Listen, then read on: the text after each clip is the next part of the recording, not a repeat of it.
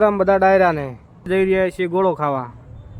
અમે 5 જણા નીકળ્યા BMW અને અલ્ટો લઈને. અલ્ટોમાં 2 જણા છે અને BMWમાં 3 જણા છે. એમાં તો ભરતભાઈ વિડીયો બનાવવા માંડ્યા કે આજ વિપુલ તને વાયરલ કરી નાખું. મેં પછી BMW વાળાને કીધું કે આજ તું બગાડ નકર મને આ લોકો વાયરલ કરી નાખશે. એટલું કહેતા શોરૂમ પાસે પગી ગયા પણ પૈસા હતા નહીં ખીચામાં. અત્યારે જ ગાડીની ડિલિવરી લઈ લેત.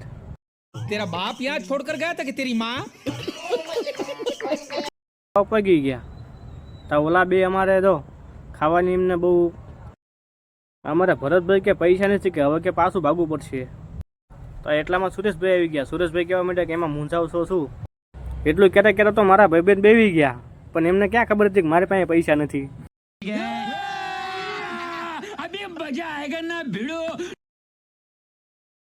તો એટલામાં બધા દાંત કાઢવા માંડ્યા.